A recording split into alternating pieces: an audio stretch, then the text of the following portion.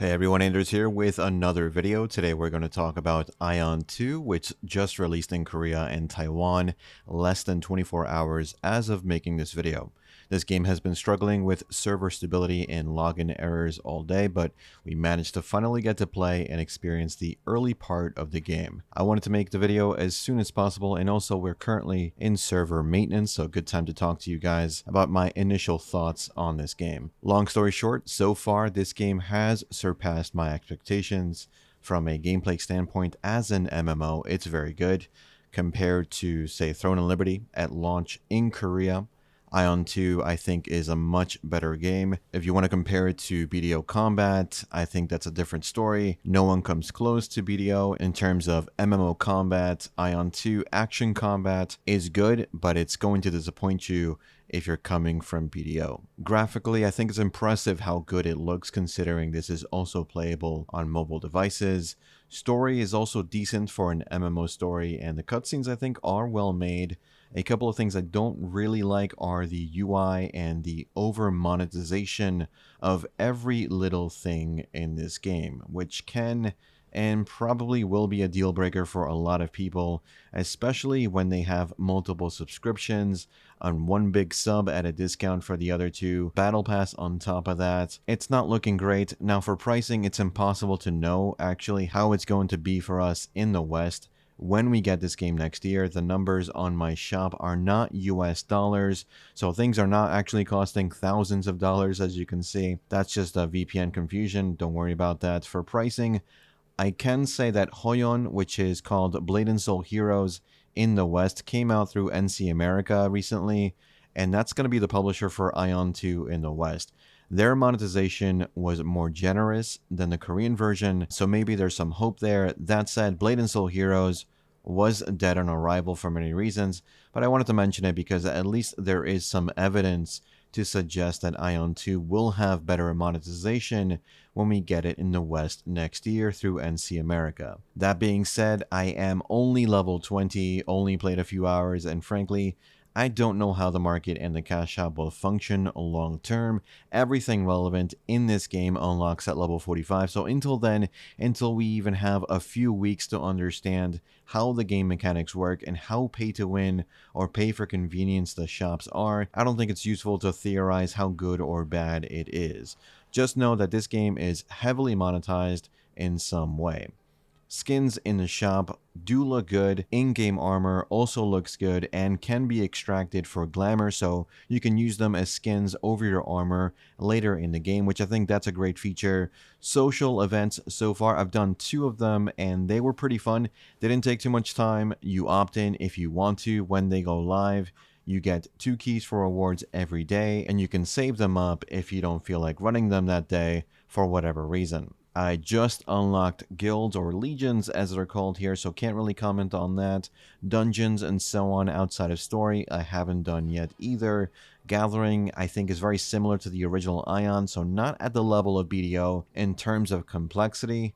Monster variety and zone variety, I think, is pretty good. The zones are vibrant and flying and swimming feels pretty smooth to navigate. Skills feel good to use, and there are multiple avenues for you to get stronger and focus on a type of build you want. How varied this actually is at the end game, I can't really say right now. Enhancing so far is guaranteed and costs Kina or scrolls for some items.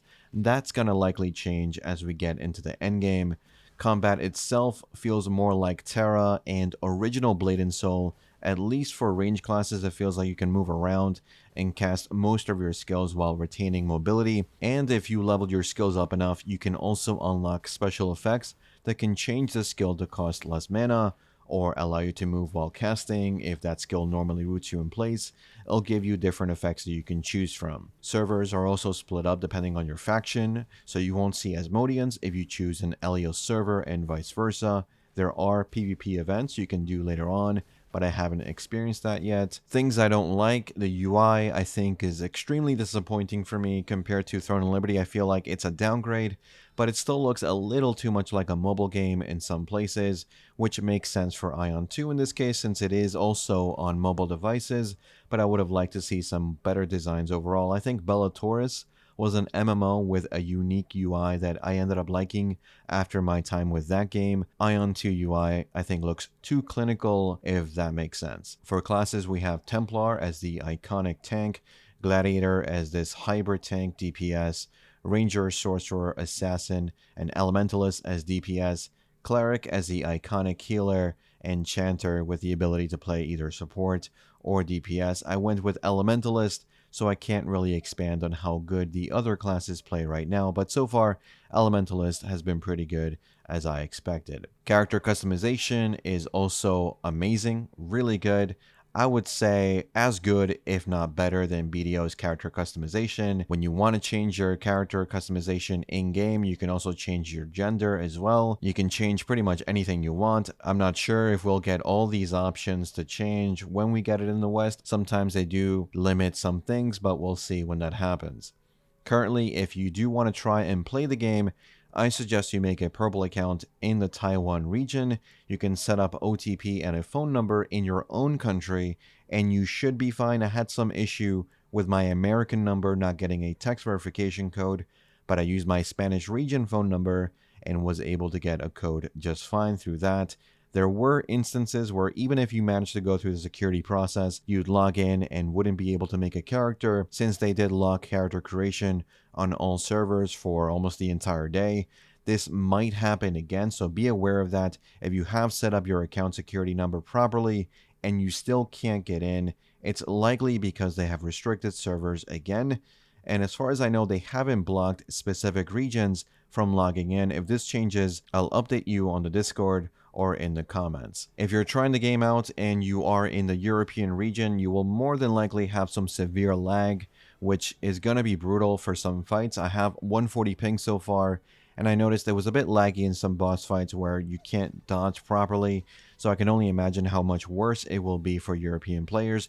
If you're going to be using a ping reducer or VPN, a bunch of them should have Black Friday deals going on right now, so a good time to try those if you want to spend a bit to try Aion 2 before Western release. I personally use LagoFast for when I'm testing Chinese and Korean games, and they've been pretty solid for the most part. They also have a free Taiwan Aion 2 account for paying for a month of that service, which could be useful in case you also need an account. Overall, Aion 2, in the short time I've spent with it, has been solid. Optimization could use a little bit of work, but I'm testing this on an older system right now. Over the weekend, I'll be playing on my main PC, and we'll see if I notice any difference.